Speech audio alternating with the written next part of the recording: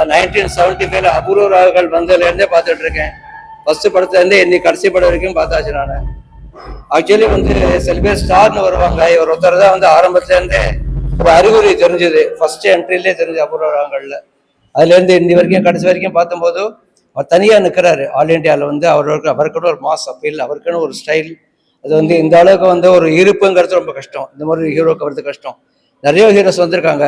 60s Sivaji, MGR, இந்த ஜெயசங்கர் அந்த காலங்களில் போனப்போ நடுப்புற இடைவெளி இருந்தது. அதுக்கப்புறம் 75ல பார்த்தீங்கன்னா ரஜினிகாந்த், கமல்ஹாசன் 2 பேர் வந்தாங்க. கமல் சீனியராக இருந்தால் கூட இவரோட என்ட்ரி ஒரு மாசாக இருந்தது. இன்னி வரைக்கும் ஒரு 10 வயசு பையன் கூட அவருக்கு ஒரு ஃபேனாக இருக்காங்க. அது பெரிய ஆச்சரியமான விஷயம். எல்லாம் ஒரு காலப்போக்கில் மறந்துடுவாங்க. இவர் மட்டும்தான் இன்னும் 50 என்ன 75 100 கூட பார்க்குற அளவுக்கு ஒரு மாஸ் ஹீரோ. பாடல் இல்லாமல் கேட்க வேண்டாம் அவருடையது.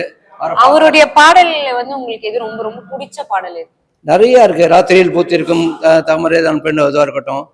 அப்புறம் இன்னைக்கு இது தளபதியாக இருக்கட்டும். அந்த பாட்டுன்னு சொல்ல முடியாது. நேற்று கூட பார்த்தேன், ஒரு நாளும் முன்னே மறவாத, அந்த பாட்டெலாம் இருக்கு எல்லாமே. அதனால எப்படின்னாக்கா எல்லாரையும் கவர் பண்ண ஒரு ஹீரோங்கிறது எனக்கு தெரிஞ்ச ரஜினி சார் மட்டும்தான்.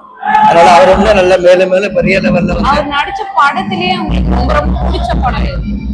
அவர் மட்டும் தான் பார்த்து முதல்ல 16 வயதுலேருந்து ஒரு 6லிருந்து 60 வரை, ஒரு கடைசியில் பாஷா, கடைசியில் பண்ணாமலை வரைக்கும் எல்லாமே பார்த்தேன்.